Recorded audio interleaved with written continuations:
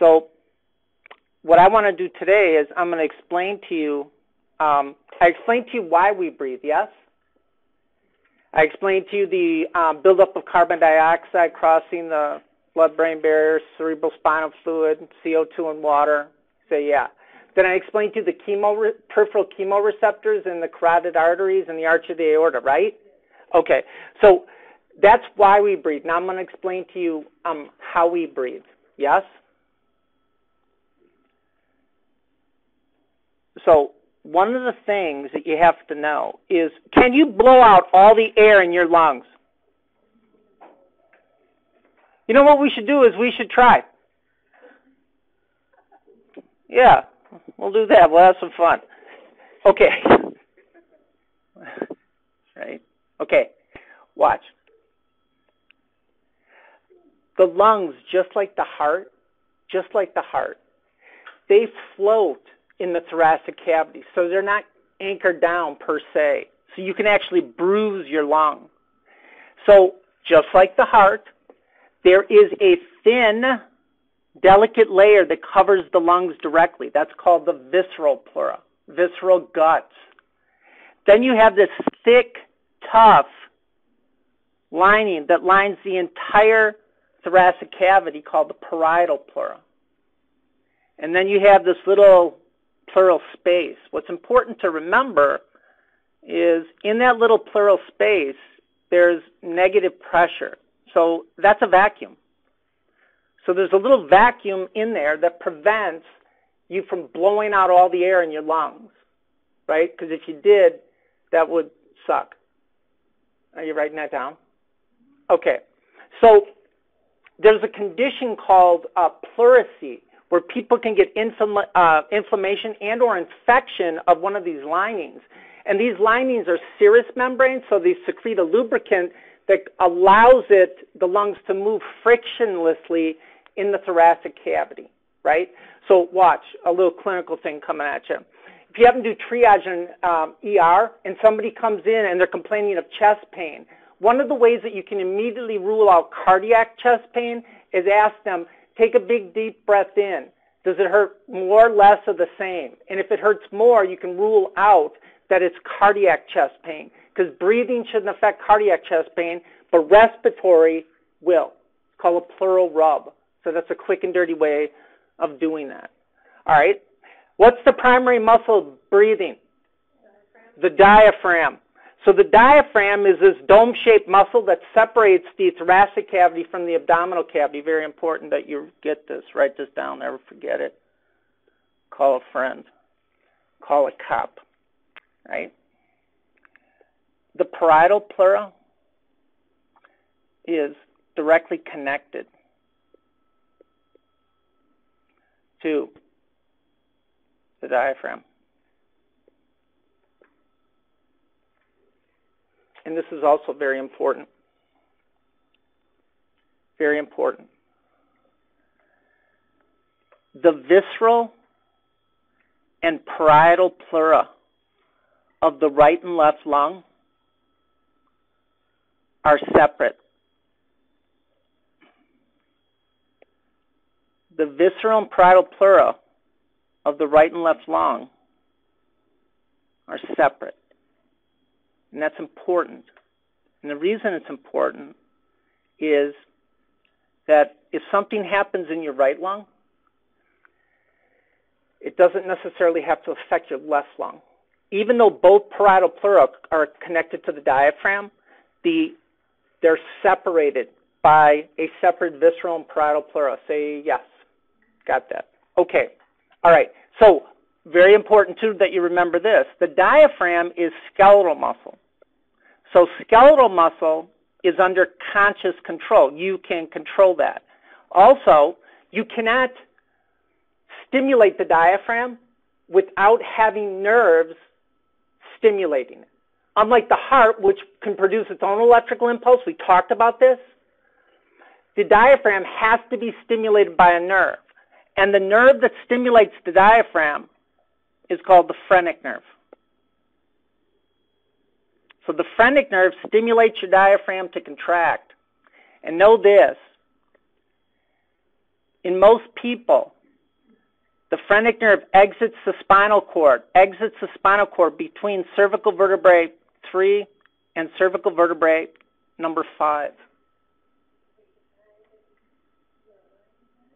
Yeah, it's C5 and still alive. So if your spinal cord injury happens below C5, you can make it. If it doesn't, if it occurs above C5, C3, it's pretty much over for you, because that will affect the nerves that come off the medulla, and the medulla controls heart rate and blood pressure. So watch. You got your little brain stem here, and then you have your cervical vertebrae. How you know number 7 is it's a little knobby thing on the back? So go ahead, just play with it for a while. Yeah, how does that feel? Yeah, that ain't weird at all. Just take a video of that. So watch. So you have 31 pairs of spinal nerves that exit the spinal cord, because you have 2 sides, most of us. You have about 31 pairs, each one innervating the same part of the body on different sides. So the phrenic nerve exits between 1, 2, 3, 4, 5, between C3 and C5. And it will travel down and it will innervate the diaphragm to contract. Say yes. Follow that. So watch. If you damage your spinal cord above C5, can the medulla communicate with the diaphragm? No. If you damage it, now this is important, below C5 but above T1, you will be a quadriplegic. But you will not require mechanical ventilation. So if you see a quadriplegic and they're on mechanical ventilation, they have a ventilator attached to them, or they don't, you can determine pretty correctly where their spinal cord injury happened. Say yeah. Now look, people don't sever their spinal cord, you know that, right? Unless they get their head chopped off typically. So what they do is they damage the spinal cord, and because the soft tissue of the spinal cord is embedded in the little vertebral foramen, anytime you damage tissue, it causes swelling. So the swelling can't go out, it goes in and compresses the blood vessels that supply the spinal cord.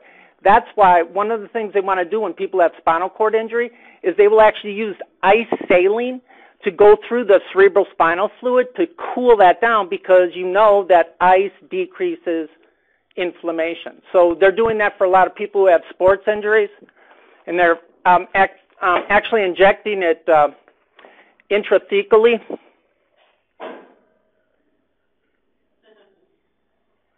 No?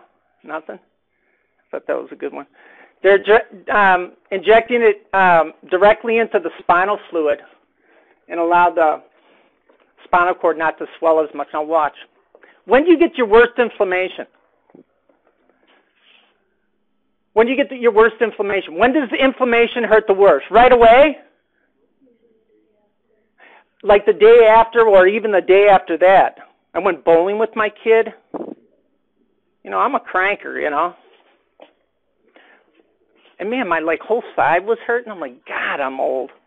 Anyways, so that's why when people get spinal cord injuries, the doctors will say, and the nurses will tell, look, we don't know right now.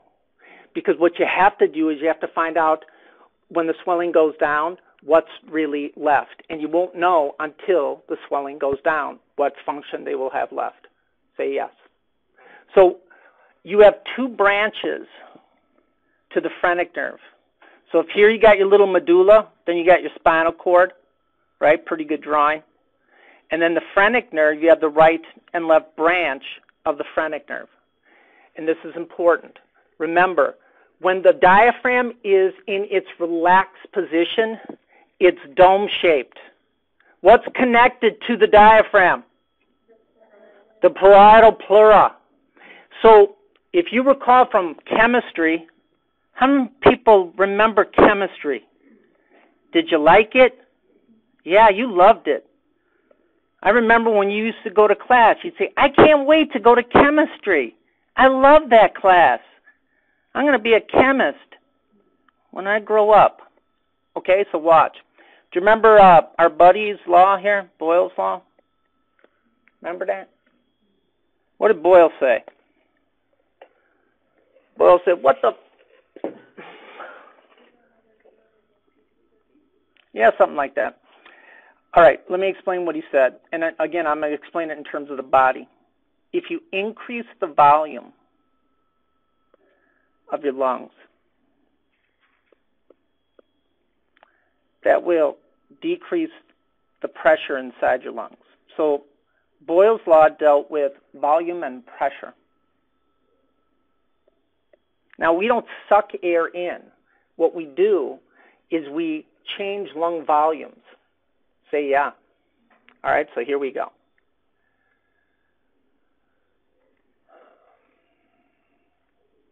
Where am I?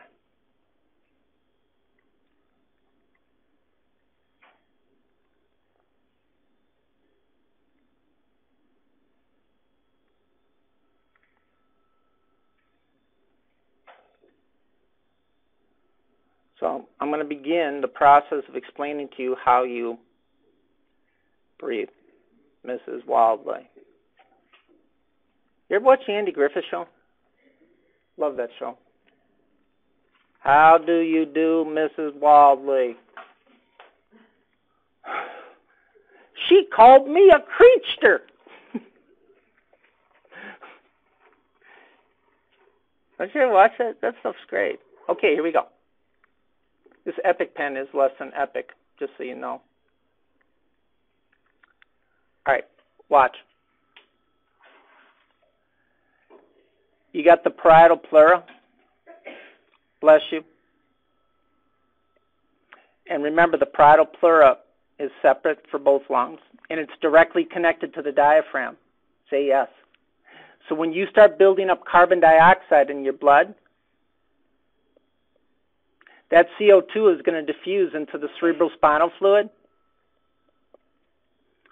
It's going to combine with WAWA.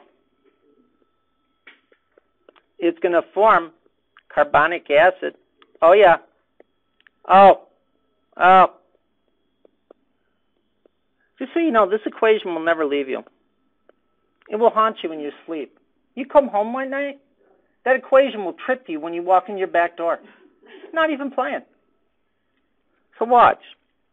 CO2 builds up. That's going to stimulate chemoreceptors on the medulla, right? And it's really hydrogen ions that stimulate chemoreceptors. And that's going to produce an electrical impulse that travels down the medulla, down the spinal cord, and then exits between cervical vertebrae 3 and 5. And the phrenic nerve comes off of that. When you stimulate your diaphragm to contract, this is very important. If you watch, you're going to see that the diaphragm actually flattens out. As it flattens out, it pulls the lungs down with it. So remember, in its relaxed state, it's dome-shaped. Yes? Boom. But when it contracts, it flattens out. And when it flattens out, it's going to elongate the lungs. It's going to make the lungs longer. So if you have longer lungs, what's going to happen to your lung volume? It's going to go up. So you're going to increase the volume in your lungs. And that will decrease the pressure inside your lungs. And this is important. And now, atmospheric pressure becomes greater than the pressure in your lungs. And where do things always go? High to low, right?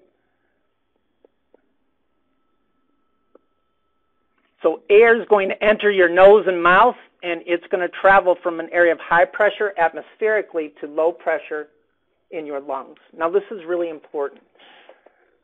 I was thinking about this on the way over here. Watch. If you want to increase the amount of air that goes into your lungs, what do you have to do?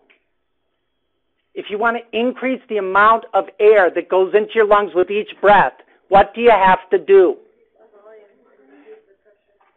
You have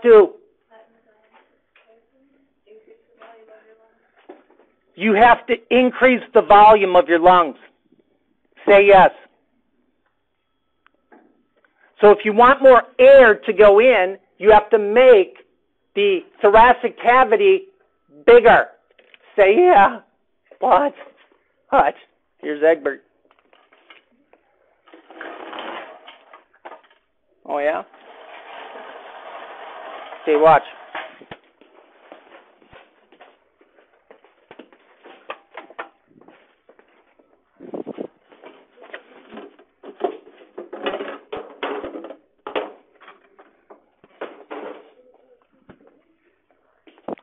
Watch. Can you see this? If you can't, get over here. Watch. Watch. Watch.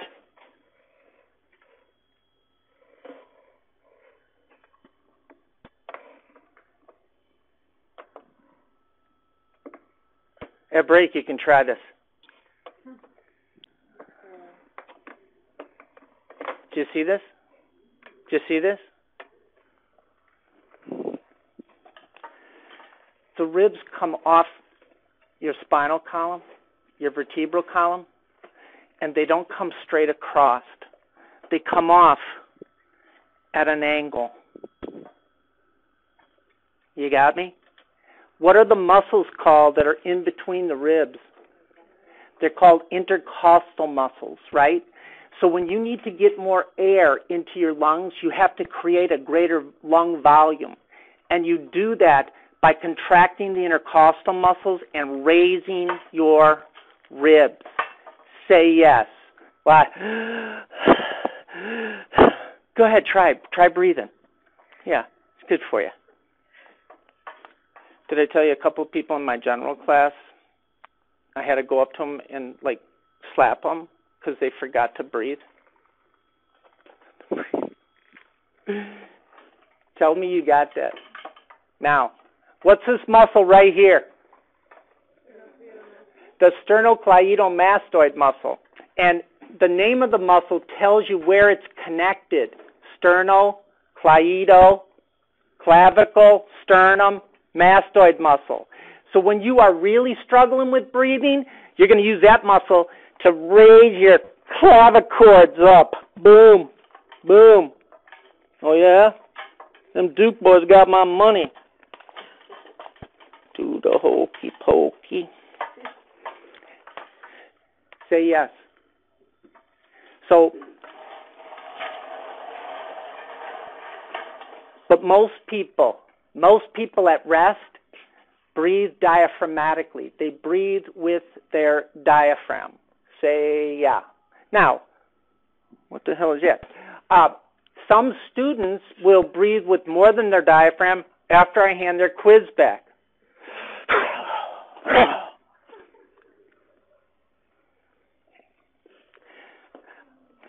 Wait for it, too. I got a couple textbooks coming up.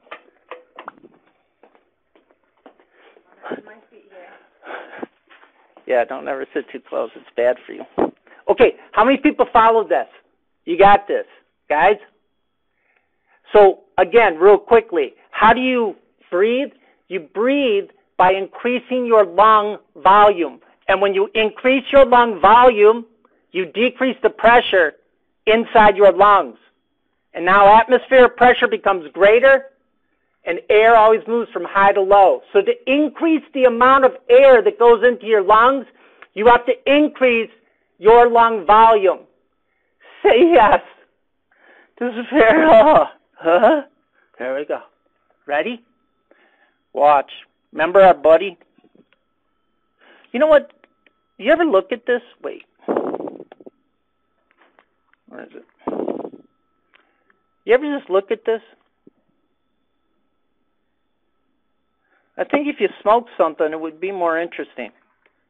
Kind of look at it. What? Maggie? No? Okay, here we go. Watch.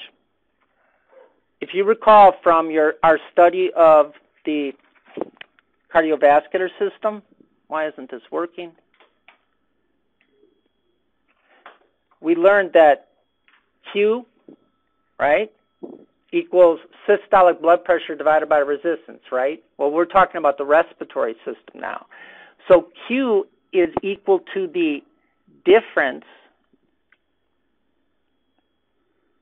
in, that's in, airway pressure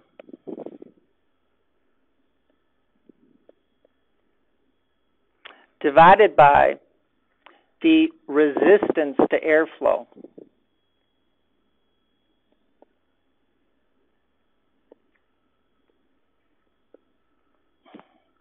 And for the most part, the only part of your airway that has the capability of changing diameter are your bronchioles. So the bronchioles are actually made of smooth muscle. And again, what can muscle do? It can contract and relax. So if something causes the smooth muscle of your bronchioles to contract, what's going to happen to the diameter of the bronchiole? That's right, because this circle is bigger than that one. So it gets smaller, right? So you have bronchoconstriction. So what's going to happen to resistance to airflow? It's going to go up. So you have to create a greater difference in airway pressure to overcome that resistance. And how do you create a greater difference in airway pressure? You do that by increasing your lung volume. So that's why little kids or adults who have asthma, they breathe like this because they have to create a greater difference in airway pressure to overcome that resistance to airflow. Say yes. You followed that. So they have to create a greater difference between the pressure in the atmosphere and the pressure inside the lungs. So that greater difference in airway pressure, and you do that by creating a greater lung volume. How many people got that? So if somebody's sitting here and they're going like that, that's not good. Are you writing that down? Did you take a video of it? I should have had that as a video. So when we get into asthma, that's going to hopefully make more sense. Say yes. And they use what are called the accessory muscles of ventilation, the intercostal muscles, the sternocleidomastoid muscle, to make that lung volume bigger. Who's with me? All right. Okay, watch. What's in between the visceral and parietal pleura? The pleural space. Is there positive or negative pressure in the pleural space? There's negative pressure, right? So watch.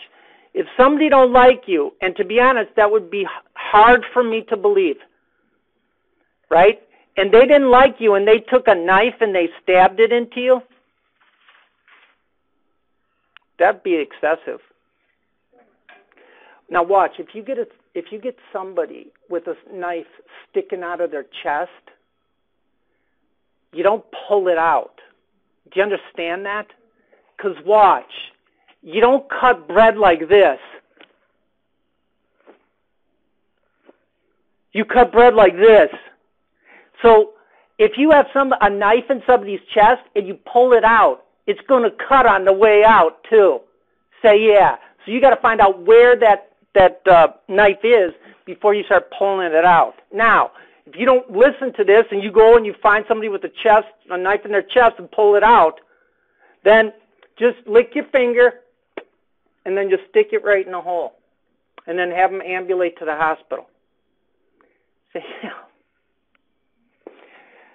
Now watch. Watch. You have put a hole in the thoracic wall. Tell me you got that. Watch. Here, do this. As a matter of fact, you know what we're going to do? What do they call that? A flash mob? What do they call that? Yeah. Is that what they call that? So we're all going to get together and we're going to do a flash mob or whatever. And we're going to do this. Hold your fingers on your ribs and then take a breath in. And watch your fingers get wider apart. Do they get wider apart? Who's going to try it with me? Come on. What do you got to lose? Try it. Did you feel it? Yeah, there you have it. So watch. This is what's called a sucking chest wound. I would beg to differ. I think all chest wounds suck. Now watch. How many holes do you normally breathe out of? 3. 2 nostrils and a mouth. Say yeah. All right. In people that have a open chest wound, it's like the roach motel. Roaches get in, but they can't get out. So what will happen is every time that you take a breath in, that hole will get bigger.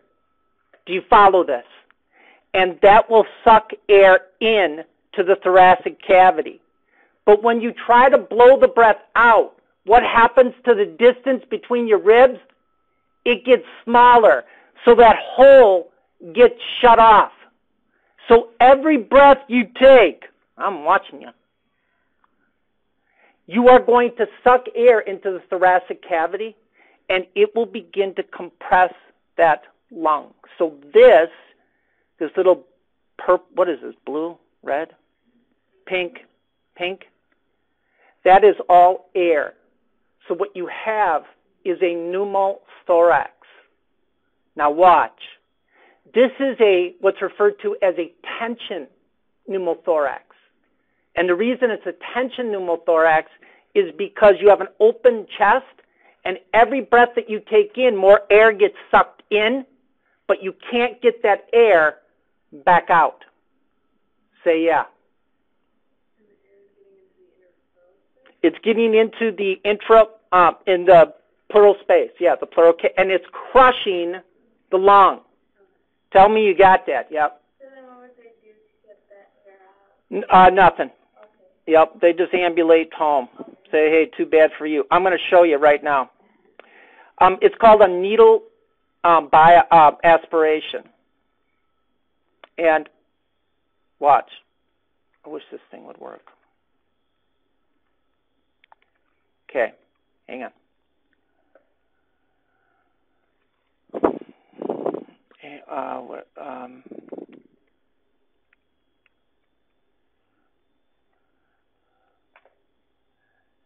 Tension pneumothorax. This is an actual one. This is an actual tension pneumothorax from the Medical College of Georgia.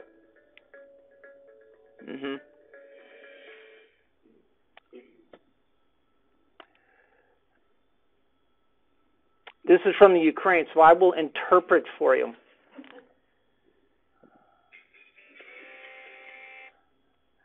Okay, that's the needle. There's a little lung. It's coming back to life like Don Gatto. Look. So what they do is they put a catheter over a needle. They put it into usually the upper part of the chest because air floats. You got me? And there's a one-way valve on this needle. So the only way air can move in that tube is out. It can't come in. So what they will do is they will remove that air called it's a decompression, a thoracic decompression. And then that lung starts to reinflate.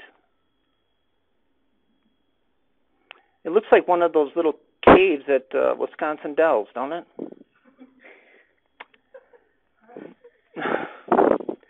So watch. Now, look, if they used a needle, a metal needle, right? If they used a metal needle, then as the lung reinflated, it would puncture the lung. So what they do is they put a plastic catheter over the needle, they put the needle in, and then they would draw the needle and keep the plastic catheter in there with that one-way valve. So if you see this, that's what they're doing. Tell me you got that. That's called a needle decompression. So you'd have to do that every time if that happens? Every time what? Like what if it happens again? What they do then is they put in a chest tube to suction. to make sure that they get that out. And then they pull that chest tube out once they've determined, based on chest x-ray, that the lung is reinflated. And then they put like a little Vaseline gauze over it so it's airtight. And then in a few days, it'll close off by itself. So that's a tension pneumothorax. Now, the reason it's bad is because you don't want your lung collapsing, do you? No, you want to go to gateway and not have your lung collapse. So this is what happens. This is dude, right? Dude's a mess. Oh, he's just a mess. So watch. Air does not absorb X-ray. So that's why X-rays are good at looking at dense tissue, like bones are really good for looking at fractures, right? Because it's dense tissue. Air is not dense. The result is that anytime you don't absorb the X-rays, it shows up as black, right? The more X-rays that it absorbs, the whiter it gets, the more opaque it gets. Are you with me?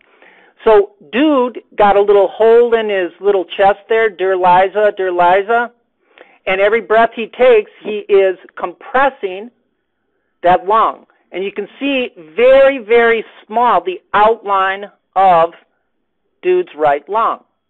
Now, the heart is supposed to be over here, but the heart is way the hell over here. And his other lung is getting compressed as well because the contents of his thoracic cavity are getting pushed over. Say yeah. So this is a tension pneumothorax, and then this shows the chest tube in the mediastinum, and they're going to be putting another chest tube in him. The other thing I'd like to point out, too, is he has a big turd right here. I think that may have caused his pneumothorax, like he just like busted some capillaries trying to grind that one out. Look at that thing. That thing looks like a Nerf football. Now watch. The reason a tension pneumothorax is really bad is it can actually begin to compress the heart. And if you compress the heart, it won't fill. And if it doesn't fill, you can't get blood flow. That's called cardiac tamponade. Cardiac tamponade is when you are crushing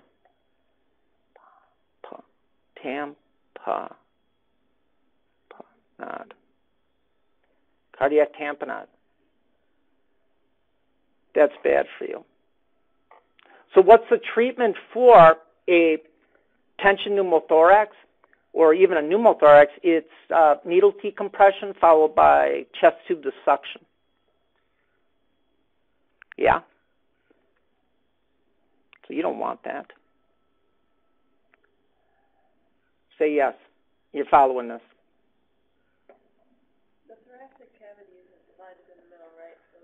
So the lungs and all that's getting pushed over? Yes. Yep. But this lung is still intact because it has a separate visceral and parietal pleura, and that's important to remember. All right? So that's a tension pneumothorax. How many people would like extra credit? Good.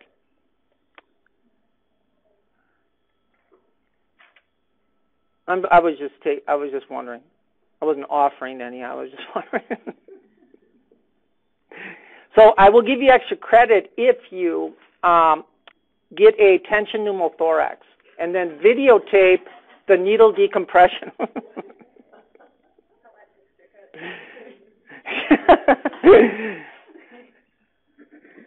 Can I tell you, if someone actually did that, I mean, that'd be ridiculous. But if they did, I would pass them on principle. What if we actually get into a car accident? No, it has to be intentional. And videotaped. Okay, so watch. Explain how and why we breathe. Did I do that? And then include in your answer the function of chemoreceptors. So we went over that, right? There are chemoreceptors in the carotid artery and the arch of the aorta, and they're particularly responsive to elevated PCO2, low PO2, and drops in pH. And that will feed back on the medulla and tell you to breathe. Are you with me? Okay. All right. And then, let's see. Boop, boop, boop, boop, boop, boop, boop. Okay, what I want to do now is, and we went over this, and you went over this in general, so I'm going to do it very quickly.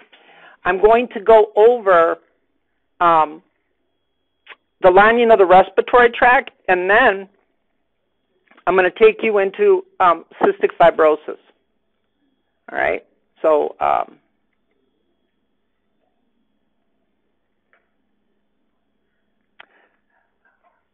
air that enters the nose needs to be warmed, moistened. Yeah, well, sure it does. Okay, so watch. And filtered. The lining of the respiratory tract, write this down, please. Very, very vascular. Tons and tons of blood vessels. Tons and tons of blood vessels. And it is ciliated. And that cilia will beat in one direction, and it will move that mucus blanket from the lower airway to the upper airway. You got me? Yep, lower to upper. So when you swallow that goob in the back of your throat, what you're actually swallowing is mucus from the cilia cleaning your lungs. Isn't that nice? How many people just swallowed some mucus just right then after I got done telling you? Probably had a big gobbler, didn't you? Okay, so watch. About every fifth or sixth cell within the lining of the respiratory tract, you have a goblet cell that secretes mucus. Gobble, gobble, right? You learned about this. Yes? In general? You did. I know you did.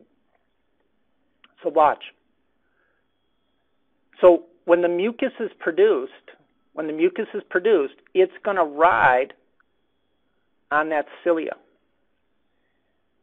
And because air flows turbulently in the upper airway, the function of that turbulent airflow, that's why you have two nostrils and not just one big one. If you had one big one, you could make some really good snot rockets, right? Like, boom, shoot it out like a frickin' cannon, right? And the other thing, if you had one big one, you could get in there with your thumb. So the reason you have two nostrils is to create turbulent airflow in the nasal cavity, and that will mix the air and allow the mucus to collect any debris. You're following me? So anything that you breathe in, come on, it's going to be caught by that mucus blanket, and then the cilia is going to beat that mucus blanket to the back of your throat. Say yes. You got that. Okay. So this is what I want to explain to you. Embedded in goblet cells, in the cell membrane of goblet cells, are ion channels. And there is a law called the law of electroneutrality.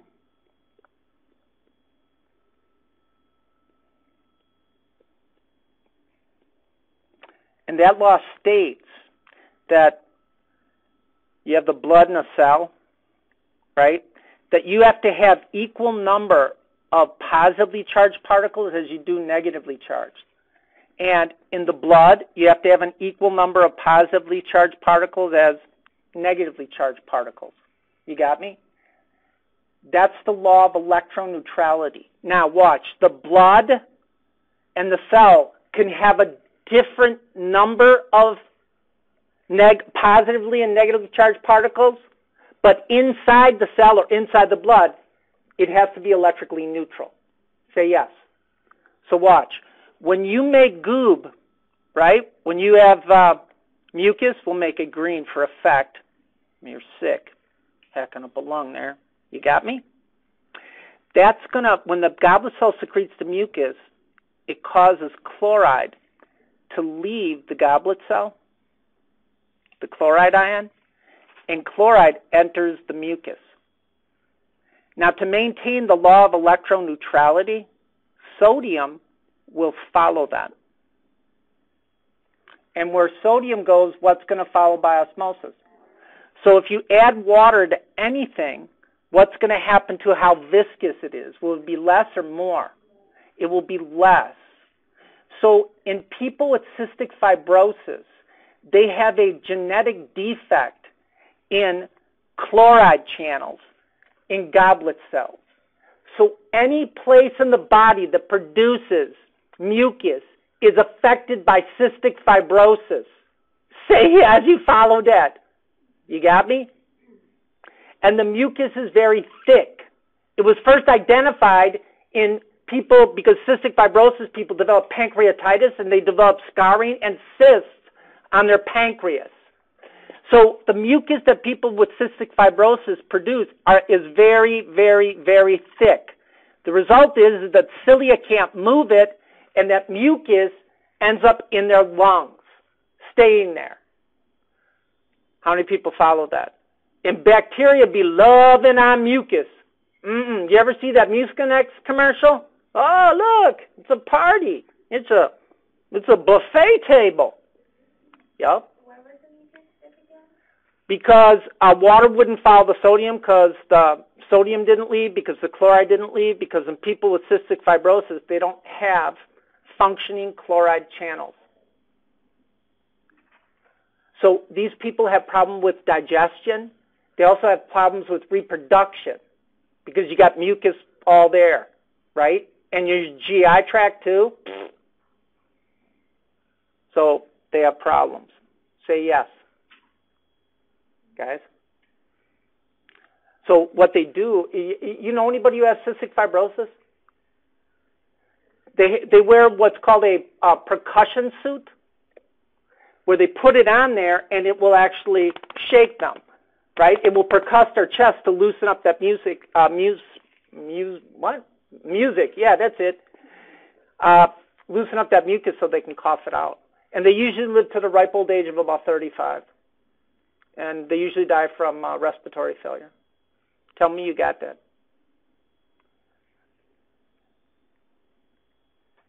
Can I show you this real quick? I'm going to show you anyways. It's a hard cheese. I don't even know why I ask. That's because I'm polite most days. All right. Watch. When little kids have a hard time, like they have a lot of respiratory problems, one of the things that a doctor will do is they will test them for cystic fibrosis. Do you know what the test is for cystic fibrosis?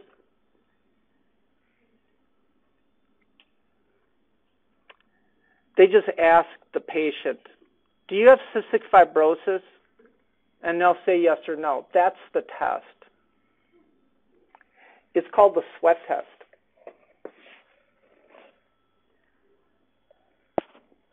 So watch. What don't people with cystic fibrosis have? That's right. So this right here is not a, what is that? What is that snake do you charm? A cobra? This is a sweat gland. Okay? So watch. I'm going to blow it up.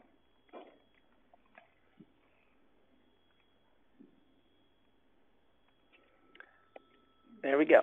So you got the surface of the skin, right? And then you have this sweat gland. You got me? And then you have the blood. I should have did it the other way, but tough. Now, watch. Embedded in the sweat duct are ion channels. In this case, chloride ion channels and sodium ion channels. You got me? So what they will do is they will give them a drug that blocks the parasympathetic nervous system called pilocarpine. Have you ever heard of it, pilocarpine? No? Well, you did today. That would be a good name for a kid. Hi, pilocarpine. Come and eat your Fruity Pebbles. Are you ready? So in people with cystic fibrosis, they have impaired or non-functioning chloride channels. Are you with me? What's in sweat? Sodium and chloride. So if you don't have functioning chloride channels in your sweat glands, you're not going to be able to reabsorb chloride. So what won't follow it to maintain the law of electron neutrality? Sodium. So what will happen to the amount of salt on the surface of someone who has cystic fibrosis? Will it be higher or lower? It's going to be higher because they can't reabsorb it back into the blood. That's the sweat test. So they will actually measure the sweat test, then get a Mr. Coffee filter, measure soak it up, and then measure the amount of salt in that. And if it's higher than normal, that is the diagnostic criteria for cystic fibrosis. What was the name of the drug that they used? It's called pilocarpine.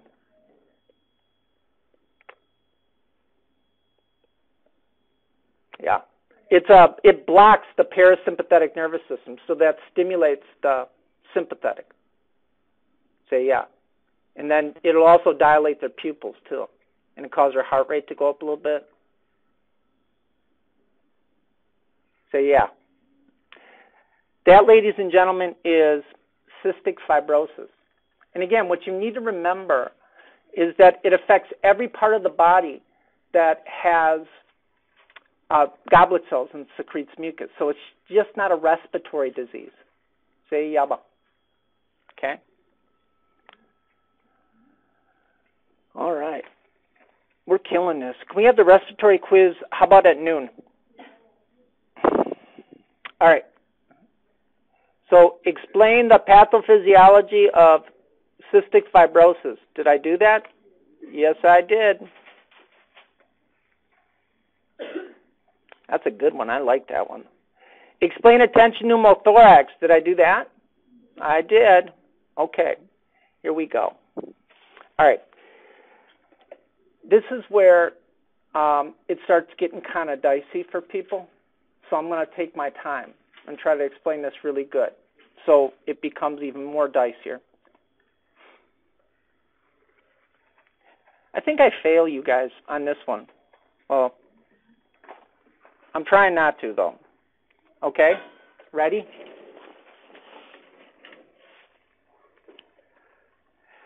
Where's the only place in the body, well, the only place in the lungs that gases are actually physically exchanged with the blood? That's beautiful. And how thick are alveoli? And how thick are pulmonary capillaries? Okay, here we go. All right, I'm bringing you all the way back to those thrilling days of yesteryear in chemistry. Oh, I know. Ready?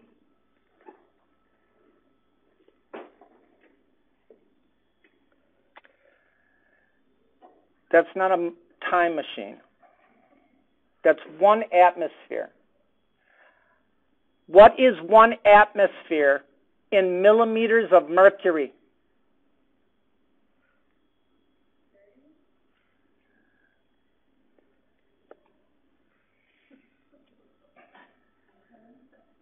How much?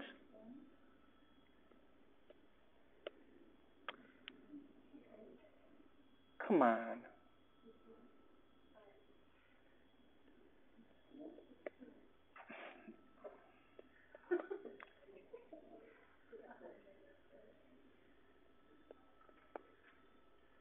You don't remember this for real? Yes, you did. Yes, you did. Tiffany, get this right. You can light some Bunsen burners after class. Any idea? Come on. What is it? Wow, that's so close.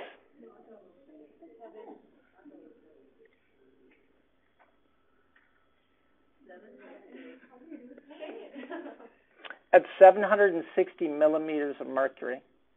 You don't remember that? That's on the TEAS test. It's got to be on the TEAS test. Yeah, well, you know what I'm going to do? I'm going to go call the TEAS people and tell them to put it on there.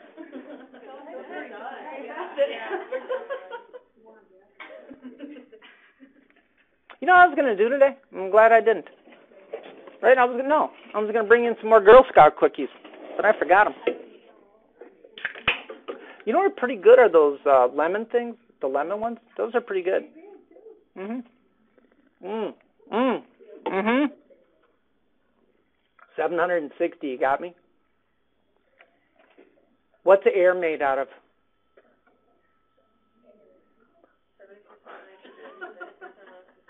What? 70% nitrogen and 30% oxygen. That's so close. Air is made out of nitrogen, oxygen, and CO2. You said that? Yeah, 70% nitrogen. No, but the numbers are wrong. Yeah, that's okay though. You did good. Now, some of it could be this too. If you pull my finger, hydrogen sulfide. What's that? Yes. Yeah. That's why it stinks. It smells like rotten eggs. Also, you know why farts smell? So deaf people can enjoy them. So stupid. So what? Who cares? You know, and look, in the long run, right, we're dead. Okay, so here we go. Ready? Air is made up of nitrogen, and nitrogen makes up about 79% of air. And oxygen makes up 21% of air. And carbon dioxide is negligible, but it's going up. That's why the ice caps are melting and a lot of other things are going on. You got me? Now watch. Watch. If I go to the grocery store and I buy beer, chips, and then more beer, and I come home and I weigh it, and it weighs 30 pounds. You got me? What is the partial weight of the beer? What is it? The partial weight of the beer would be 2/3 of 30 pounds. What's 2/3 of 30 pounds? 20 pounds. Tell, who's with me? What's the partial weight of the chips? Or 10 pounds. That's a big bag of chips, huh?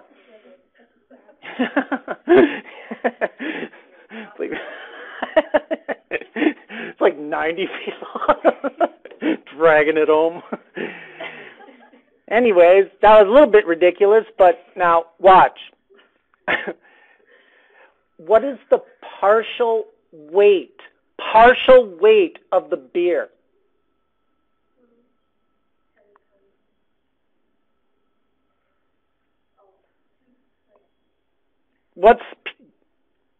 I'll just tell you, it's 20. You guys know, okay, watch. What's the total pressure of the atmosphere? 60. What's air made out of? So if you take 79% of 760, you get the partial pressure of nitrogen. And the partial pressure of nitrogen is 600. Say yes. What's the partial pressure of oxygen? It's 160, right? Because 600 plus 160 is 760. Say yes. So this is Dalton's law of partial pressures. Do you remember the gas laws from chemistry? Yeah. You remember them like you wanted to vomit bile right on it. Now, watch. Dalton's law states that the total pressure of a mixture of gases is equal to the sum of its partial pressures.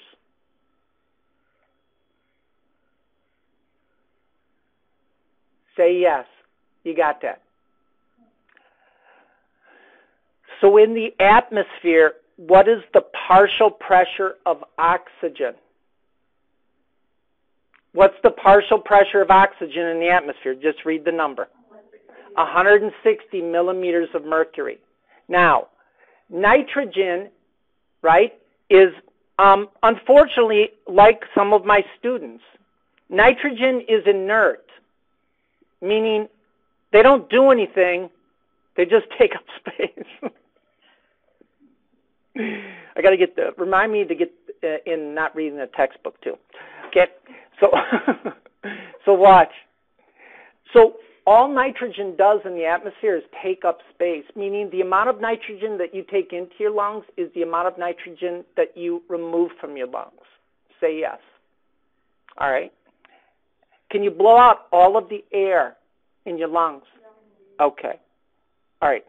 What does Timmy do? Timmy simplifies everything. Yes?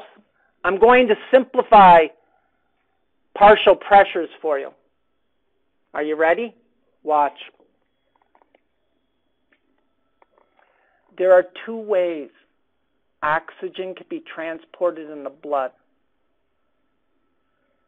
What's one way? What is it? Right. So the best way is bound to the iron on hemoglobin. That's the best way, right? But there's another way, and it's a very important way, and I'll explain to you why. And that is dissolved in plasma. Can you dissolve a gas in a liquid?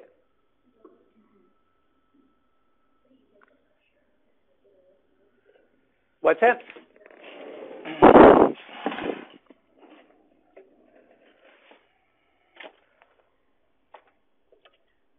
Oh, what's that?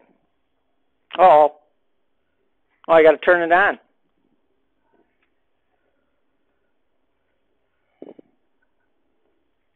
Waiting.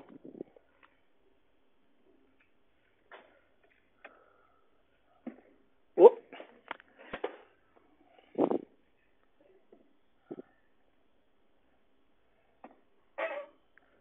Can you dissolve a gas in a liquid?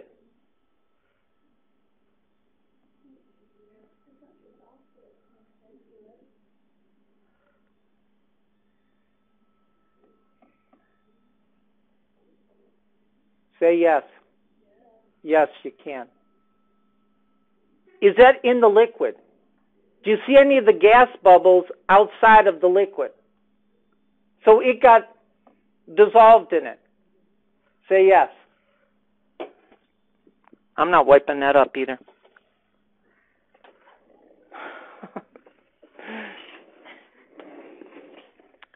Okay.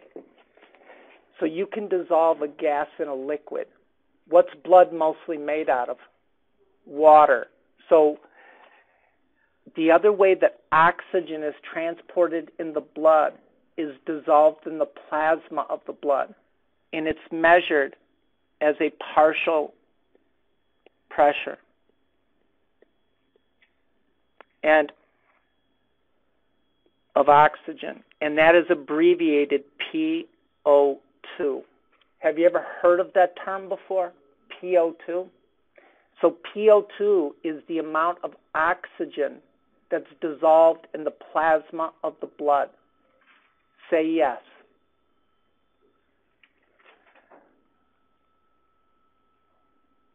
Why is it important that you can transport oxygen in more than one way?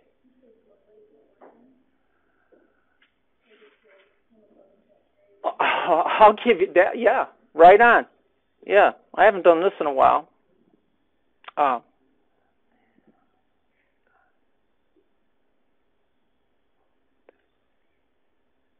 Right, I should. Leah got this right. That was really bad, I know. Okay, watch. What's plasma mostly made out of? Be more specific than water. What? Oh, Like saline, it's yeah, yeah. replace it with saline and donate it. 0.9% sodium chloride. What's that called? Normal. Normal saline. Say yes. So watch. You're going to learn something. What are the two ways that oxygen is transported in the blood? Back to iron. Dissolved in the plasma. Say yes. And what's plasma mostly made out of? Normal saline. So watch. If you work in an emergency room and somebody comes in and they're bleeding their own blood, and nobody makes me bleed my own blood. They're bleeding their own blood, and that blood is spurtulating out of them. Do you know? Can you look at it? That's A negative all day. Can you do that? No. It takes a while for the lab to type and cross-match blood, because if you give them the wrong type, they dead.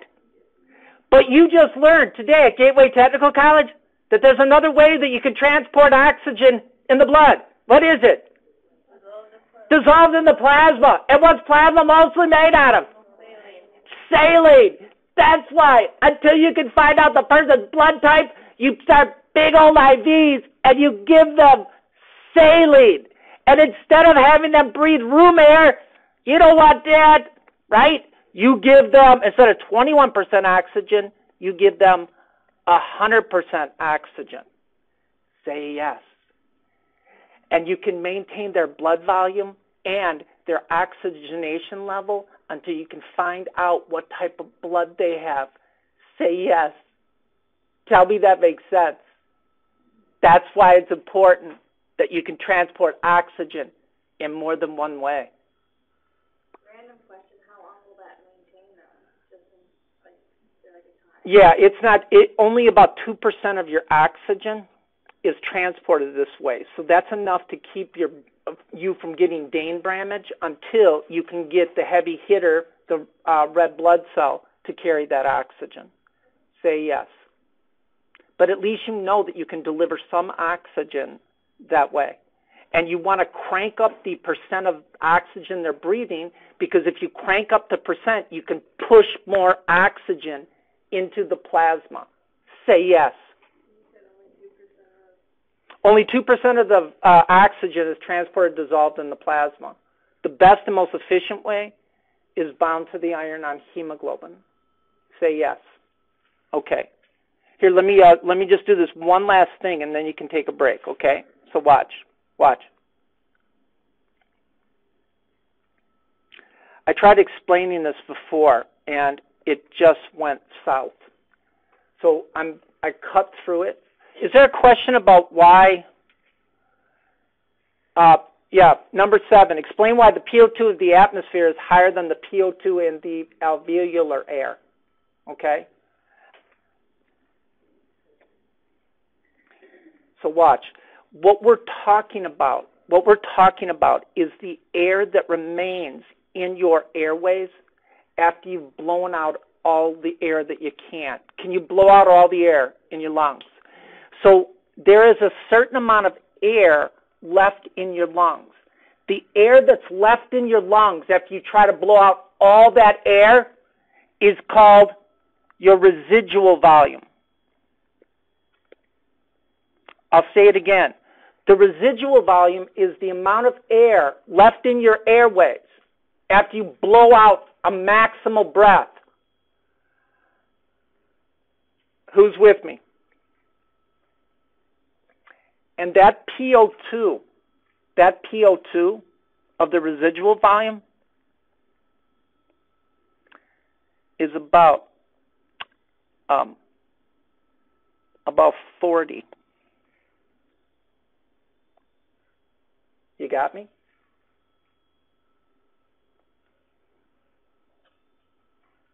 What's the PO2 of atmospheric air? PO2, oxygen. 160. You got me? That's the PO2 of the air that's going to come in. You're following this? Now watch. Now think. if you could blow out all of the air in your lungs and get new air from the atmosphere into your lungs, yes, what would be the PO2 in the alveoli if you could blow out all of that air? If you could remove all the air, then take in a whole new fresh air, it would be 160. Tell me you got that. Can you blow out all the air in your alveoli, in your lungs? No. What's the PO2 inside your alveoli and then your rest of your lungs, that residual volume? So when you have a PO2 of 160 mixing with the PO2 of 40, the PO2, when it gets down to the alveoli, is about 100. That's because you are mixing that PO2 of 160 with the PO2, a lower PO2 of the residual volume air that you can't breathe out. Tell me you followed that. The PO2 in the alveoli is 100. And the reason it's not 160 is because of that low PO2 of the residual volume, the air that you cannot breathe out completely. How many people followed that? Yes or no? You got it? So when I start talking about numbers to you, then you're going to understand why the PO2 of the alveoli is 100 and not 160. Even though you're breathing in a PO2 of 160, the PO2 in the alveoli where the gas exchange occurs is 100. Say yes. Okay, take a break. I'm going to grade your respiratory quiz while you're on break. Because you took it already, right? What's that? Yes, ma'am.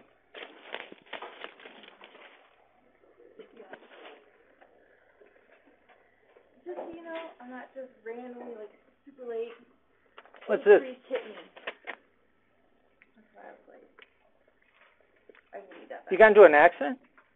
Yeah, an old priest hit me. An old priest hit you? Yeah. Really? Seriously, Father John hit me? How old was he? I don't know, super old. 200. Maybe. That needs more caffeine. I should be driving. I can't recall that. That's a hard thing to do to older people, to take their driving away. Then they feel like they've lost everything. My maternal grandma, she can't. She's fine. She can get around her own. She goes out, does whatever she wants, but my maternal grandmother, she has had her life taken away for 10 years. Oh, okay. All right. I'm going to explain to you, yeah? I explained to you PO2, yes? Okay, now, I'm not talking about it yet, but I'm kind of leading you up to it. All right, now watch. What's the best way to transport oxygen in the blood? That's right, bound to the iron on hemoglobin. And in the lungs, where is the only place that oxygen can bind to the iron on hemoglobin? That's very good. So in the alveoli and then the pulmonary capillary, right? And capillaries are so small that a red blood cell does the la cucaracha, right? It is so small that it will go through a capillary, one red blood cell at a time. You got me? All right. What's the protein found in a red blood cell? Hemoglobin, right? And what's embedded in the hemoglobin that allows it to carry oxygen? Iron. And how many irons are in each hemoglobin molecule? 4. And how many molecules of hemoglobin does each red blood cell have?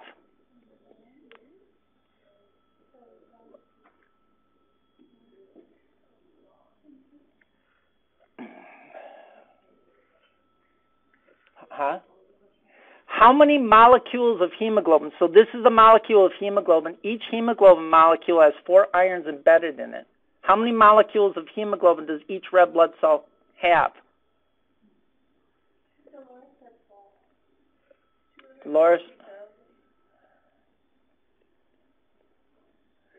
250 million molecules of hemoglobin.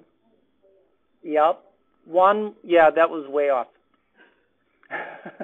2 was that would be way off too. So a red blood cell can carry a ton of oxygen. That's why when people are bleeding their own blood, you want to make sure that you find out what type of blood they have, because what's the best way to transport oxygen? Bound to the iron on hemoglobin. Now watch. What's the other way that you transport oxygen? Dissolved in the plasma. Now watch. What's the PO2 in the alveoli? 100. Are you with me? Now think for a minute. Where do you want the oxygen to go by pressure in this little picture right here? You want it to go into the capillary, right? So would the PO2 of the venous blood that's being pumped to the lungs be higher or lower than 100? That's very good. So you better write this down. Better not pout. The PO2 of venous blood is 40. So where's the oxygen going to go by pressure?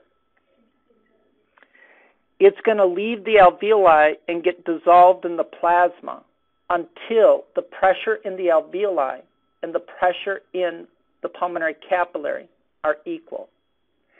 Now, are you always breathing in new air? New air in and out? Yes. So you will always maintain a PO2 of 100 in the alveoli. So it is going to move by pressure until the PO2 of the plasma is 100. Say yes. How many people followed this?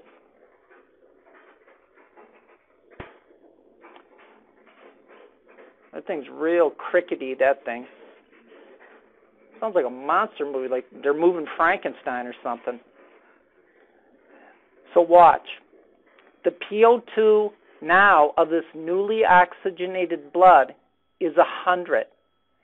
And where does all this blood ultimately end up going? To what part of the heart? The left side of the heart, the left ventricle. Ain't that right? Ain't that correct? Say yes. Okay, that's good. Now watch.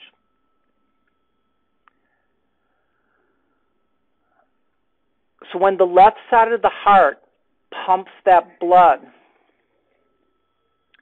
down to the cells of the body, who cares what cell it is? Yeah?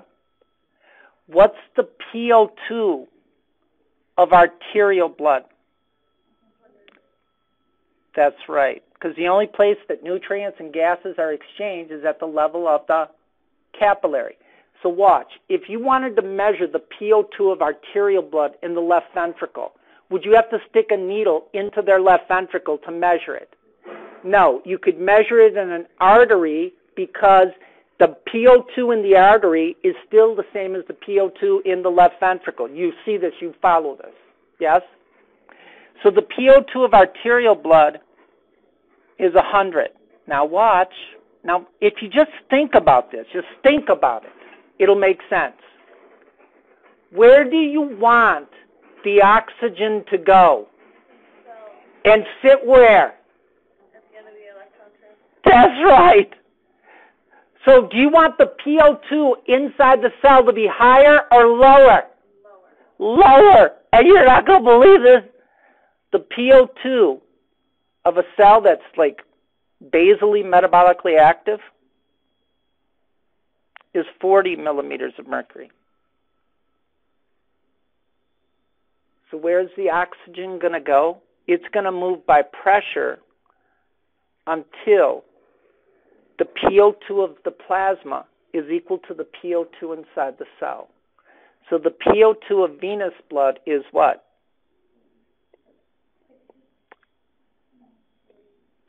40. Right? So now the blood and the cell are equal.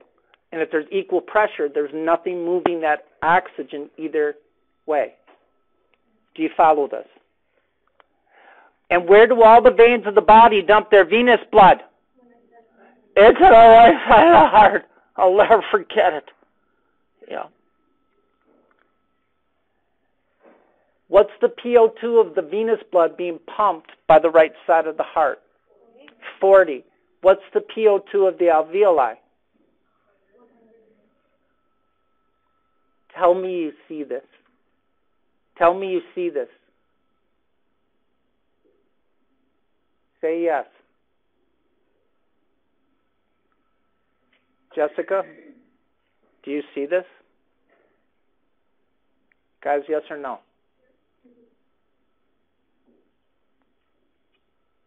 DNA, what? You don't see it? What aren't you guys getting? Okay, watch. Here, I'll change the numbers. What if you gave somebody a bunch of oxygen and the PO2 now is 300? What's the PO2 of venous blood? 40. You got me? So what's the PO2 of this newly oxygenated blood? 300. Do you see that? It's not an average because you are replenishing that alveoli with every breath that you take. If you only took one breath, then it would keep the PO2 inside the alveoli would go down, right? But you're replenishing that. So the PO2 in the alveoli is the amount of oxygen that's in the atmosphere combined with the residual volume. Do you follow this? So the difference in pressure is the force that drives the diffusion? Correct. If they're the same, nothing's going to diffuse anymore. Correct. Are they all ever the same? They are the same, right? Like when it goes into the ETC, but I mean like CO2. Right, because what are you doing? Watch. When you get down to the level of the cell, what's that water being converted into? Or what's that oxygen being converted into? Water. So you are using up the oxygen, so that will drop the partial pressure of oxygen inside the cell, right? Because you're using up the oxygen. Yeah or no? Guys?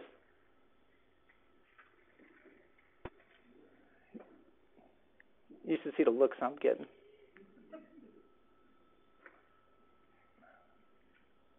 What are you getting?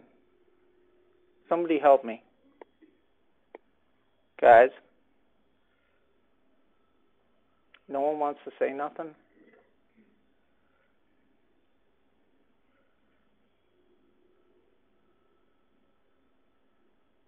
It's okay. Say something. Okay. All right. Okay, that's fair. That's fair. Okay, that's fair. All right. So now watch. What if this cell was a muscle cell and you started using that muscle more? What would happen to the PO2 inside that muscle cell?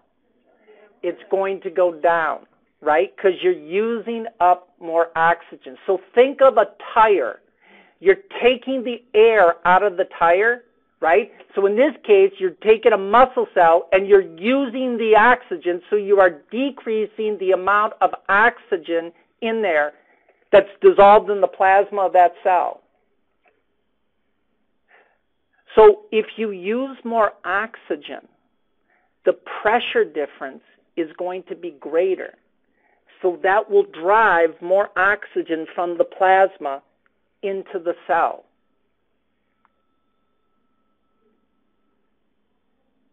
Yeah or no? Yep. Could you just go through it one more time real quick? Yeah. You know, yeah. This is the thing that really comes back to haunt people. It does.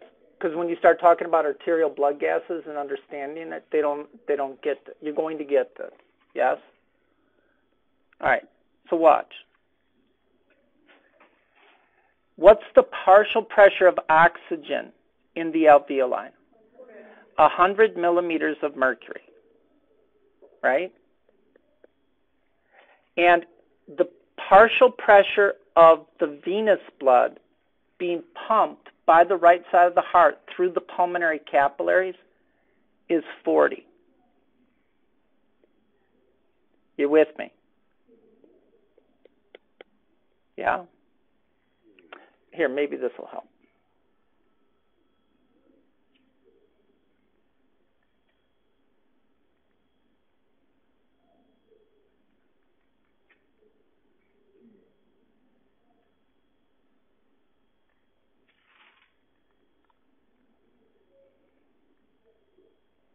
Those numbers ever change? I know you wrote like 300. Could it ever really be 300? Yes.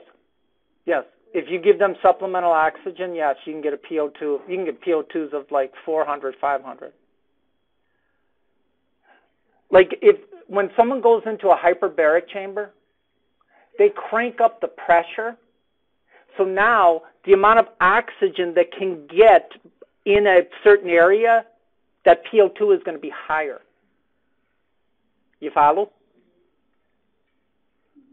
So if you increase the percent fraction of oxygen that you breathe in, then it's going to go up. Okay, so watch. What's the PO2 of venous blood? 40. Right? And then that blood gets pumped to the lungs, where the PO2 of the alveoli is 100. So by pressure, oxygen is going to move from the alveoli and get dissolved in the plasma of the blood. You with me? When that blood comes back from the lungs, what's the PO2 of arterial blood? It's 100. You got me? And the left side of the heart now pumps that blood down to the cells of the body, right? And the only place that nutrients and gases are exchanged is where? The systemic capillary in the cell. So as that blood matriculates through the arteries and arterioles and gets down to the level of the capillary, yeah. And remember, no gas exchange occurs in arteries. It's only at the level of the capillary. So when you get down here, what's the PO2 of arterial blood? 100, right? Millimeters of mercury, right? And what's the PO2 inside the cell? So the PO2 is 40. So by pressure, oxygen's going to move from high pressure to low until there's equal pressure in the cell and the blood. So that's going to cause the PO2 of venous blood, right, to be now 40 millimeters of mercury, because you're pushing that oxygen from the arterial end of the capillary into the cell where it's being continually used. You're using it up. So does the fusion stop when the level of oxygen in the cell and the capillary are the same? Yes. So wouldn't it be somewhere between 40? No, because you're continually renewing you're renewing that PO2 in the alveoli, right? And you're continually pushing that new blood down there. So that PO2 in the arterial end should not change, just like the PO2 in the alveoli should not change. You got me? And I know what you're thinking. You're thinking, well, it's taken it so that the pressure here drops, and it does. It drops until the pressure in the cell and the blood are the same. So watch. Let's say the cell got metabolically active. You got me? Has the PO2 in the alveoli changed, right? The PO2 in my alveoli is still 100, right? So now I do the hokey pokey, pop a lock, right? So these muscle cells are now going to start using more of that oxygen. So the PO2 inside the cell is going to drop, yes? but you will still have a PO2 of 100 in the arterial end. You will just have a greater pressure difference, which will allow more oxygen by pressure to go into the cell. Yeah or no? So when it becomes metabolically active, does the PO2 in the venous blood also drop? Yes. Okay. Yes. So the PO2, I'm making this up, the PO2 in a metabolically active cell drops to 20. So now the pressure difference is greater, and that's going to cause more oxygen to go into the cell by pressure until it's equal, and now the PO2 of venous blood will be 20. And then the arterial end is always going to stay 100? Right. As long as your PO2 in the atmosphere doesn't change and nothing's wrong with your heart or your lungs, that PO2 will not change. You got me? Now watch. If you're sitting here, and then somebody transports you to the top of Mount Everest, yes? And you're not any more metabolically active than you were here and then on Mount Everest, yes? What's going to happen to the PO2 in the alveoli if you go up in elevation? The PO2 will drop. Say yes. So that they actually hyperventilate due to the peripheral chemoreceptors being stimulated because the PO2 is low. So watch. Tell me you got that.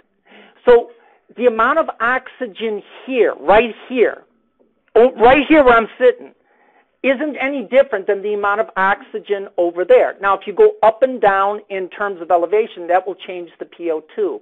What really changes is how much oxygen the cell is using. And the more oxygen the cell uses, the lower the PO2 will become. And if the PO2 drops more inside the cell because you're using up that oxygen, then the pressure difference between the arterial end and the cell will be greater, and that will drive more oxygen into the cell. Yeah or no? Yeah. So watch. If somebody's got a bad ticker, are they going to be able to pump adequate amounts of blood, which contains oxygen, down to the cells of the body? So that's why when someone comes into the hospital, Spanish for hospital, and they're having chest pain, the first thing you do is slap some oxygen on there. That means because the heart's not going to be able to deliver as much oxygen to the cells, it's impaired. So you want to maximize oxygen delivery by maximizing the partial pressure of oxygen. So if you give them oxygen, and now the PO2 is 100, I'm making this up, now the PO2 goes up to 200, the pressure difference in the arterial end and the cell is greater, so more oxygen will go in. We'll have 40 at the end, but then in the cell it'll be... If you have the PO2 of the arterial blood, because you gave them oxygen, is 200, and the PO2 inside the cell is 40, right? Then more oxygen is going to move in there because the pressure difference between the blood and the cell is greater. So 160 will be in, and then 40 will be in. No. You will move until the PO2 of the venous blood is equal to the PO2, or the PO2 of the cell is equal to the PO2 of the venous blood. So whatever the PO2 is inside the cell determines the PO2 of venous blood. So in a cell that's more metabolically active, right, the normal resting metabolic rate, PO2, inside a cell is 40. You got me?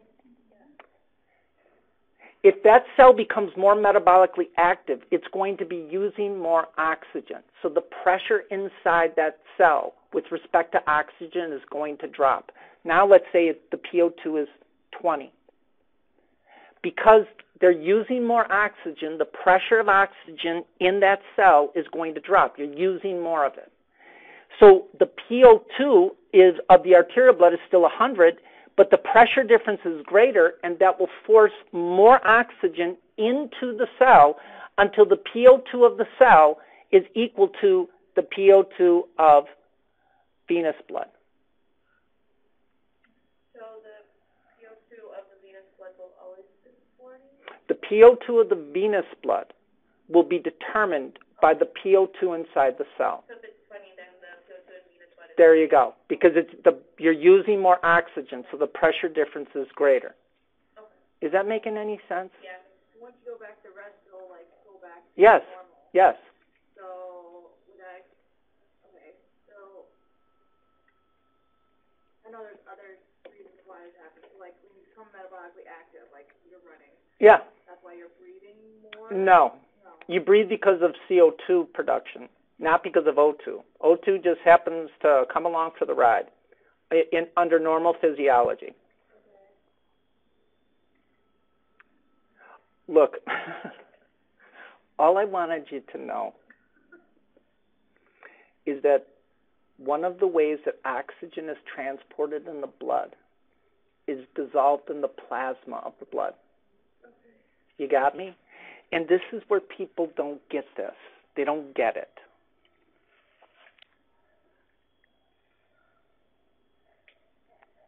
Now I forgot what I was going to say. What don't you get? Oh, I got it. Here we go. There's this thing I'm going to explain to you called the oxyhemoglobin dissociation curve. The name is daunting. But all I want you to understand is, where do you want oxygen to go? Watch. In the alveoli and the pulmonary capillaries, where do you want oxygen to move? And where do you want it to go? Do you want it to go from the pulmonary capillary into the alveoli, or from the alveoli into the pulmonary capillary? Good. And in order for that to happen, the pressure has to be greater in the alveoli than in the pulmonary capillary. Say yes. When you get down to the cell, where do you want the oxygen to go by pressure? You want it to go from the systemic capillary into the cell so you can use it to collect some electrons. Say yes. So if that's the case, then the PO2 inside the cell has to be lower than the PO2 of the arterial end of the capillary. True or false? That's true. So one of the ways that you transport oxygen down to the cells is by virtue of pressure, a partial pressure. And the reason it's called a partial pressure is because air is made up of more than one gas. That's why it's abbreviated PO2. Say yes, O2.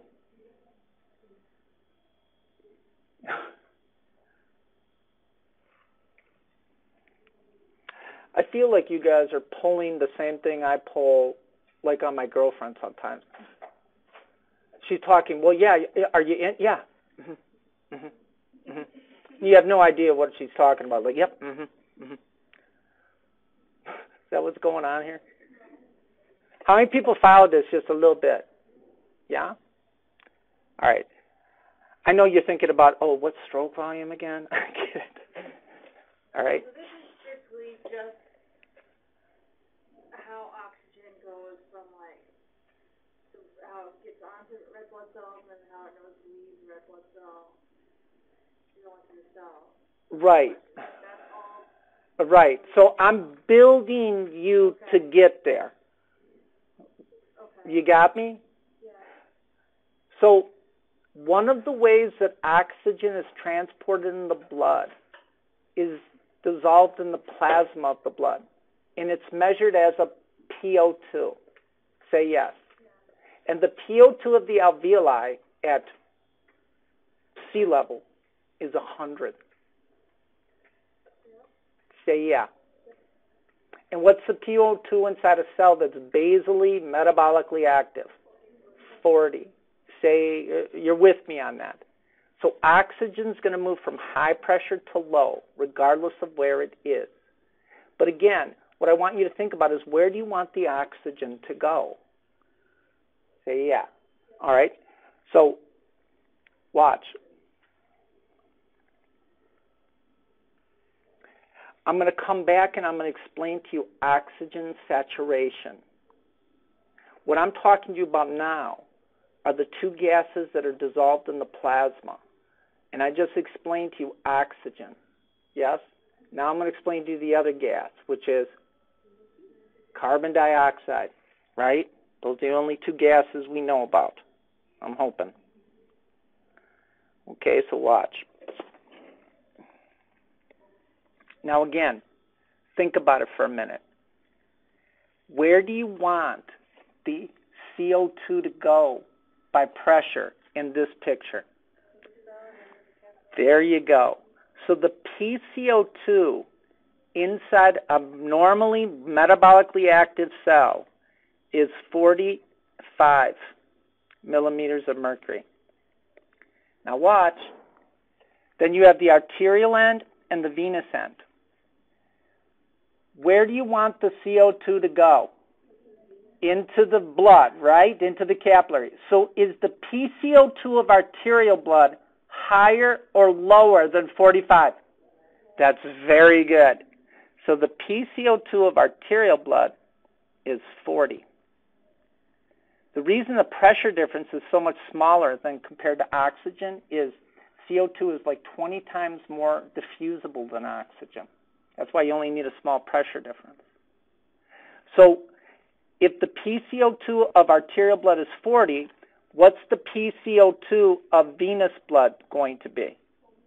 That's right. So the PCO2 of venous blood is going to be 45. And where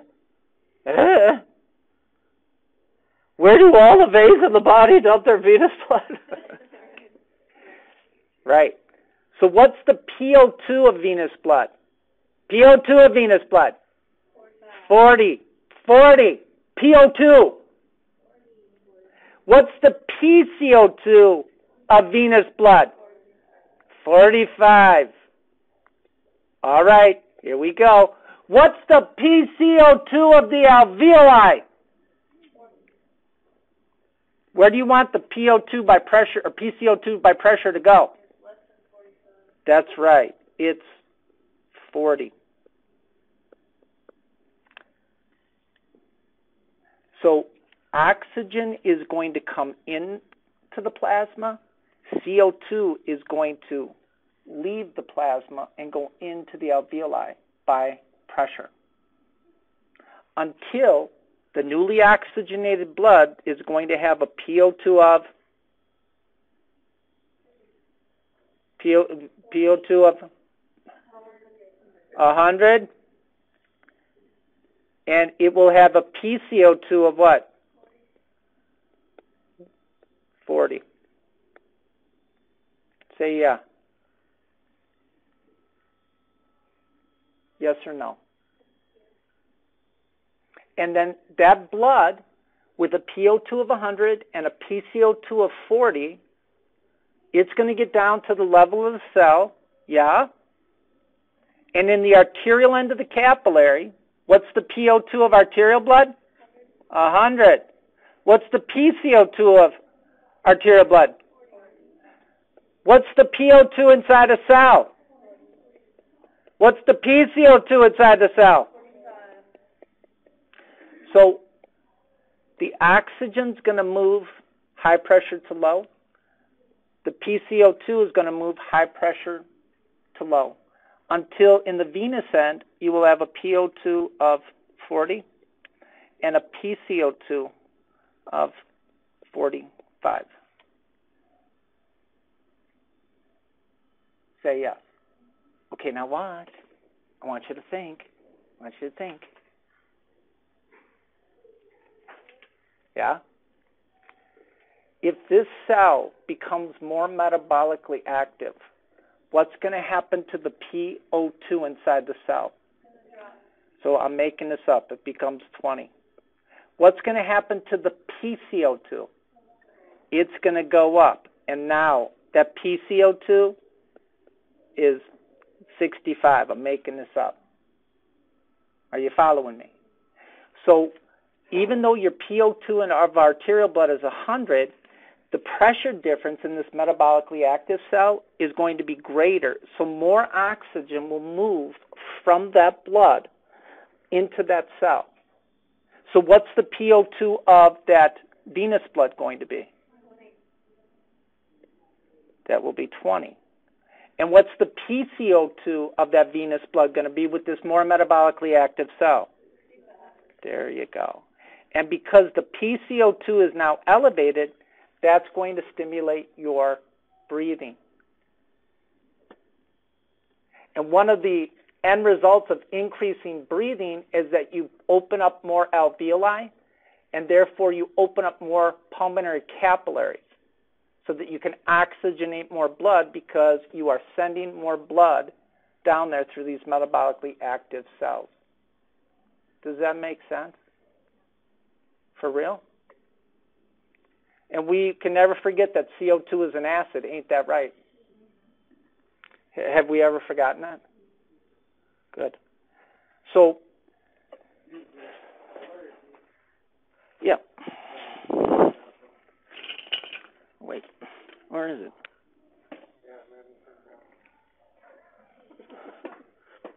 Hang on. Oh, here. It's the blue one. Yep. How many people followed that a little bit? PO2, PCO2? Say yes, CO2. Yeah? Okay. So, watch. What is PO2? What is PCO2? I explained that. I have not done this. Explain how PO2 and PCO2 affect hemoglobin saturation. I have not done that.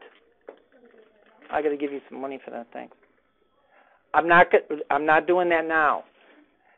I did, however, explain to you from a clinical perspective why PO2 is important delivering oxygen, right?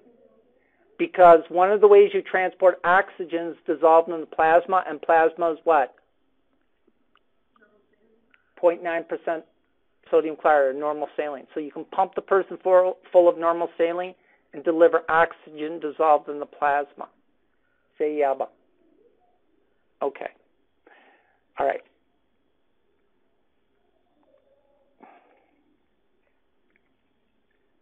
Again, those questions, what you're going to find is they're all relating again.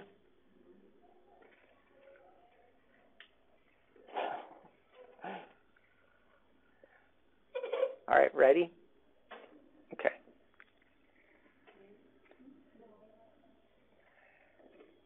What's the best way to transport oxygen? Bound to the iron on hemoglobin. Thanks. What's the PO2 in the alveoli? What's the PO2 of venous blood? Whoops. See, now I got messed up. See, I couldn't do two things at once. What's the PO2 in the alveoli? 100. What's the PO2 of venous blood? 40. All right, now watch. You got a red blood cell. Now think about this for a minute. Which has more oxygen bound to the iron on hemoglobin, arterial blood or venous blood? That's very good. So watch. You got embedded in your hemoglobin, you have 4 irons. Now, I'm not going to draw 250 million molecules of hemoglobin. But we know that that exists, right? So each iron in a hemoglobin molecule is capable of carrying 1 molecule of oxygen. Who's with me here? So as oxygen moves from the alveoli and gets dissolved in the plasma, what's going to happen to the PO2 of that plasma? Right, it's going to go up, right? You know that. Say yes. And that's going to allow more oxygen to bind to the iron on hemoglobin. Say yes. So So I'm going to ask you the question. Where do you want oxygen to bind to the iron on hemoglobin? Where? What part of your body? In the pulmonary capillary and the alveoli. Tell me you got that. So you better write this down, better not pout. As you increase the PO2 of the plasma, it will cause oxygen to bind to the iron on hemoglobin.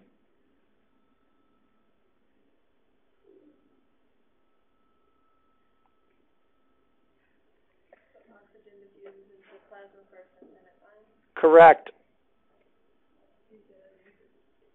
What? Watch. The first thing that happens is oxygen will diffuse into the plasma of the blood. As the plasma of the blood, the PO2 increases, it will cause more oxygen to bind to the iron on hemoglobin. In your book, it says, that book, it says that as the PO2 increases, oxygen more readily associates with the iron on hemoglobin. Say yes.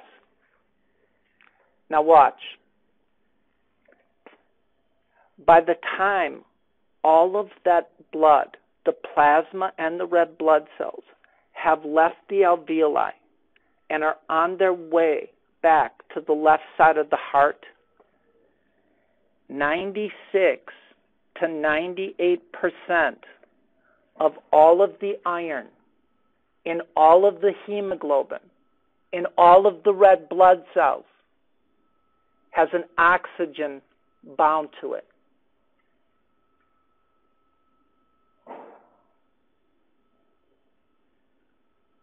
So when you're at the hospital, again, Spanish for hospital, and they put the little clothespinny thing on you, what that's measuring is the amount of oxygen bound to the iron on hemoglobin. That's why it's given as a percent. Huh? It uses infrared light. Yeah, I don't know how it does it. Then there's some kind of an equation. I think there's a little tiny dude in there that looks at him and counts them real quick. 1, 2, 3.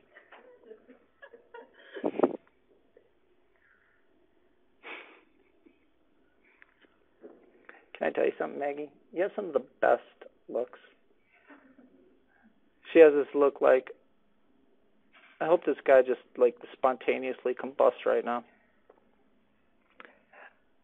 How many people followed this? Okay, now watch.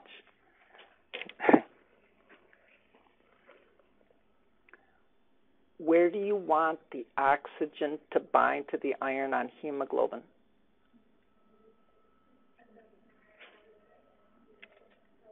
Say it real loud, I'm deaf, 28 states. The alveoli and the pulmonary capillary. Where do you want the oxygen to let go of the iron? Systemic capillary. That's beautiful. And the cell, right? Now watch. What one condition in the lung,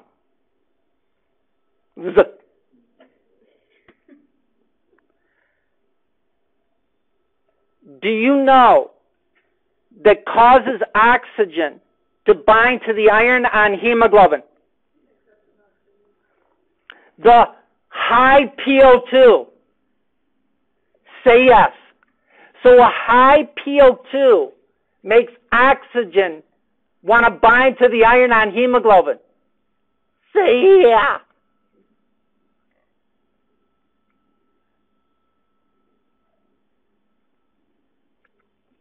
Here we go.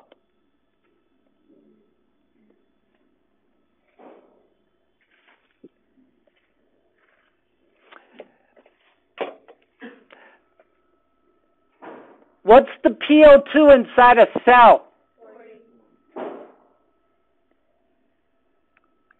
What's the PO2 of arterial blood?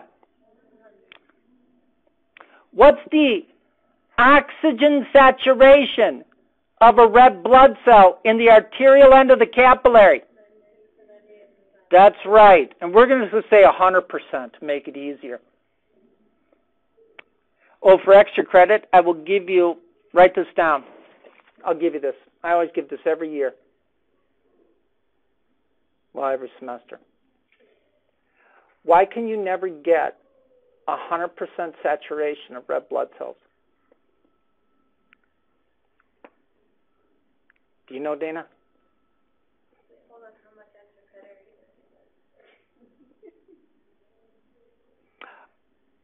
are you I'll give you 50 points of extra credit. Because you guys are going to need it. What? What's the PO2 of arterial blood? 100. What's the oxygen saturation of a red blood cell? Right. We're just going to say right now it's 100%, right? Because I'm not going to go through this. The oxygen is bound to the iron on hemoglobin. Say yeah. Where do you want that oxygen to go? So you want it to fall off the iron and then go sit at the end of the electron transport chain, don't you? So watch. What did a high PO2 in the alveoli in the pulmonary capillary do to oxygen's ability to bind to the iron on hemoglobin? It caused it to bind, right? Increased. What do you think will happen as the PO2 begins to drop in the plasma of the arterial end of the capillary? It will cause oxygen to dissociate from the iron on hemoglobin. It will fall off, and it will go into the cell and sit at the end of the electron transport chain. Say yes. So you have, at the level of the cell and the pulmonary, or the cell and the systemic capillary, you have desaturated oxygen. Oxygen will no longer associate with the iron on hemoglobin. So, and what's one of the reasons why it dissociated? The drop in PO2. Say yes. So in the pulmonary capillaries, does it ever get up to 100 and then it drops from there once it leaves the area really highly saturated? I'm not telling you. Tell me you got that. How many people followed that? So watch.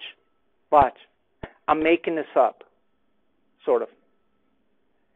With a PO2 of 100 in the arterial end of the capillary and a PO2 inside the cell of 40, that will cause 3 of the 4 oxygens to fall off and go into the cell.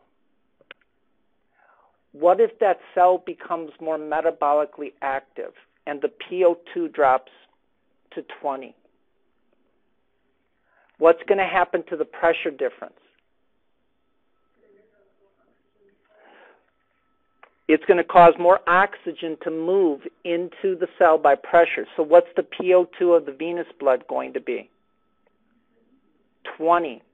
And the lower the PO2, the more oxygen will fall off the iron on hemoglobin and go into the cell.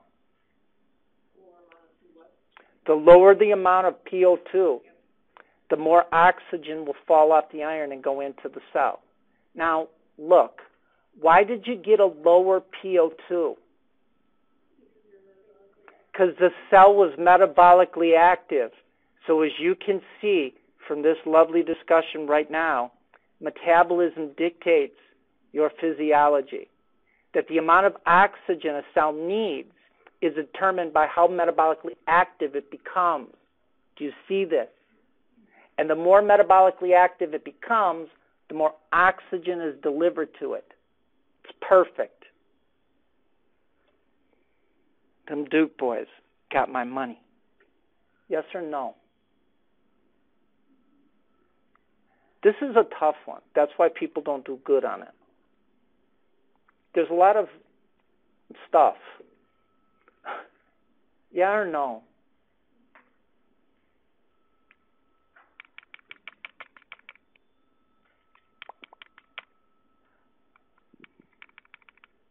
Yeah? Let me do one more thing, then you can ambulate home.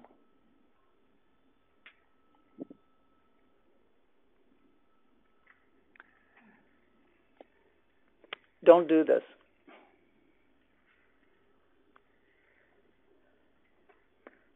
You can write this.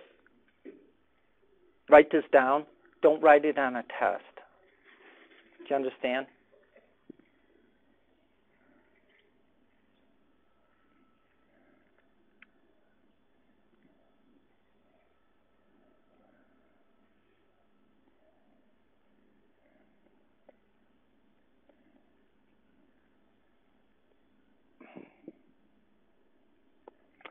Increased oxygen binding to hemoglobin, decreased oxygen binding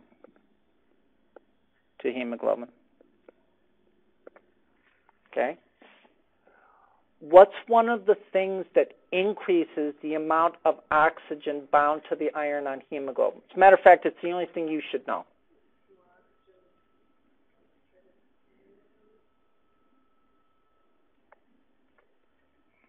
High PO2, right? Where's the PO2 the highest? Right, in the alveoli, right? So as oxygen moves by pressure from the alveoli into the pulmonary capillary, oxygen will bind to the iron on hemoglobin more readily, right? So this condition is at the lungs. What are the conditions at the cell? Low PO2. So as the PO2 is pushed out of the plasma by pressure into the cell, that will cause oxygen to fall off the iron on hemoglobin and go into the cell. And the more oxygen that is used by the cell, the lower that PO2 is going to become. And the lower the PO2 inside the cell, the more oxygen will fall off the iron on hemoglobin.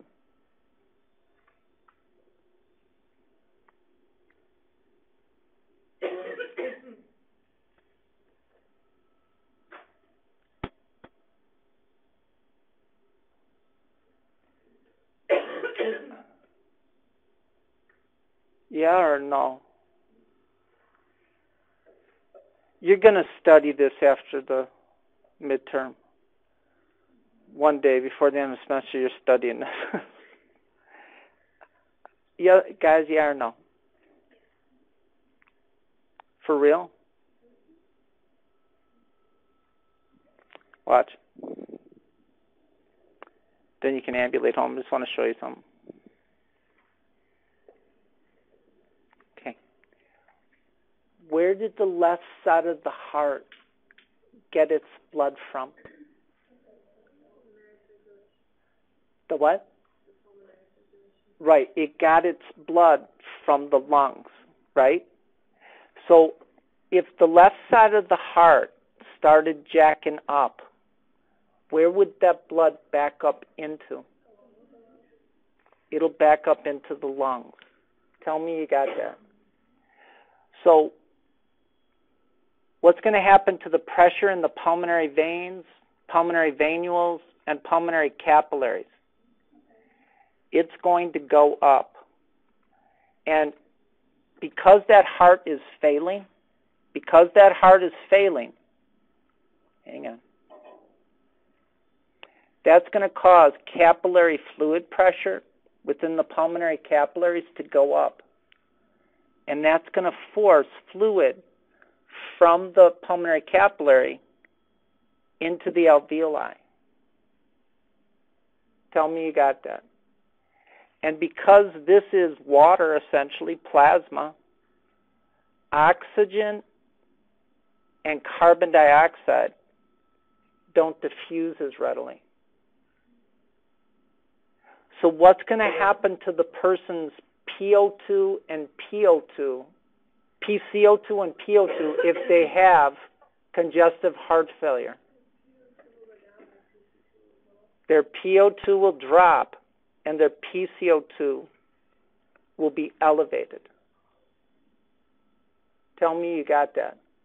If their PO2 drops because you have pulmonary edema, what's going to happen to the amount of oxygen bound to the iron on hemoglobin?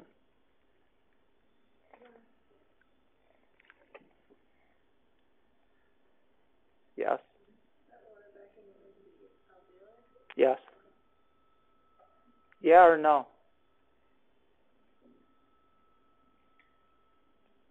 Did you catch some of this? Okay. You guys got to hit this really hard, or it's going to hit you really hard. Look, I can show you. I got an email about 2 weeks ago from a student who's in third. Tim, can you explain to me the oxyhemoglobin dissociation curve? And you know what I said? No. I already did that. I'm tired. Oh, here. Watch. If you go, I know where you want me to go.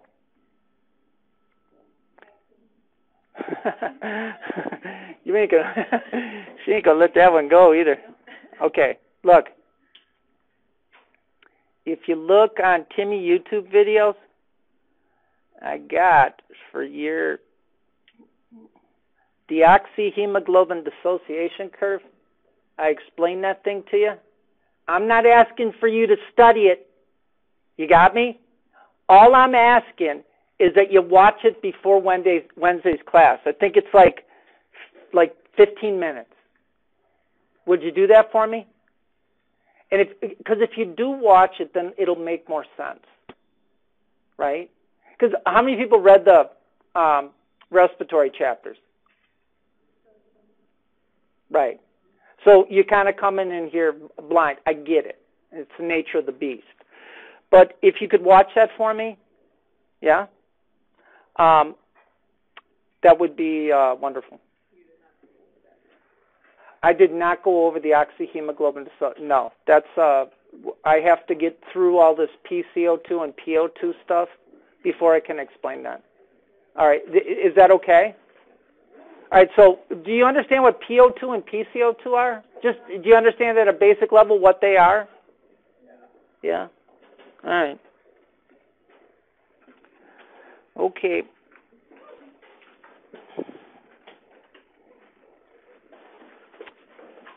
What time does this class end? Okay. All right, so I'll post this. I'll try to post it either tonight or tomorrow afternoon is the best I can do. Okay?